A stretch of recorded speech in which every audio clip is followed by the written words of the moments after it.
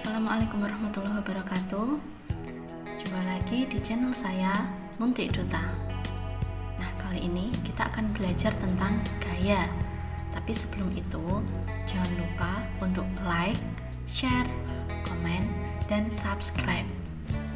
Nah, langsung saja kita akan membahas apa itu gaya dan contoh-contohnya.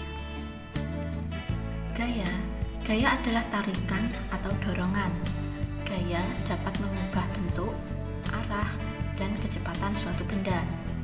Misalnya pada plastisin, kamu dapat melempar plastisin, menghentikan lemparan, atau bahkan mengubah bentuk plastisin dengan memberikan gaya. Tahukah kamu gaya apakah yang diberikan pada plastisin tersebut? Yuk kita pelajari bersama-sama. Dalam kehidupan sehari-hari, kita temukan ada beberapa jenis gaya. Gaya dapat dibedakan menjadi gaya sentuh dan gaya tak sentuh. Gaya sentuh contohnya adalah gaya otot dan gaya gesek. Gaya otot adalah gaya yang ditimbulkan oleh koordinasi otot dengan rangka tubuh. Misalnya, seseorang hendak memanah dengan menarik mata panah ke arah belakang. Berikutnya, gaya gesek. Gaya gesek adalah gaya yang diakibatkan oleh adanya dua buah benda yang saling bergesekan.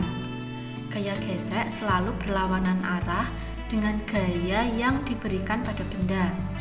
Contohnya, gaya gesekan antara meja dengan lantai. Meja yang didorong ke depan akan bergerak ke depan.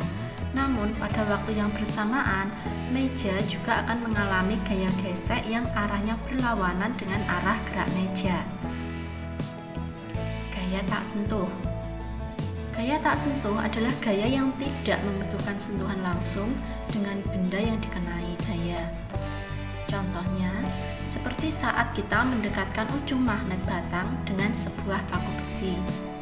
Seketika paku besi akan tertarik dan menempel pada magnet batang. Hal tersebut disebabkan oleh adanya pengaruh gaya magnet yang ditimbulkan magnet batang. Selain gaya magnet, gaya gravitasi pada orang yang sedang terjun payung juga merupakan contoh gaya tak sentuh. Selanjutnya kita akan melukis gaya. Gaya adalah besaran vektor, sehingga terdapat besaran dan arah. Satuan gaya dalam SI adalah Newton. Dalam sistem sentigram sekon atau CGS adalah Dyne. Gaya dilukiskan dengan garis berarah, di ujungnya ada anak panah, dengan panjang mewakili besarnya gaya, dan arah anak panah adalah arah gayanya. Lambang gaya adalah huruf F dari kata force. Kalian perhatikan, titik A adalah pangkal gaya atau titik tangkap gaya. Mengukur gaya. Alat ukur gaya adalah neraca pegas atau dinamometer, seperti yang ada pada gambar berikut. Resultan gaya. Resultan gaya adalah keseluruhan gaya-gaya yang bekerja pada suatu benda, bersimbol R. Gaya yang nantinya segaris dan searah kita jumlahkan, kita beri tanda plus. Sedangkan gaya yang segaris dan berlawanan arah kita kurangi dengan memberi tanda minus. Secara matematis, resultan gaya dituliskan dengan rumus R sama dengan F1 plus F2 plus F3 plus F4 dan seterusnya, bergantung banyaknya gaya yang bekerja pada benda tersebut. Contoh soal 1. Albert dan Naila menarik meja dengan gaya 60 Newton dan 40 Newton dalam arah yang sama, yaitu ke kanan.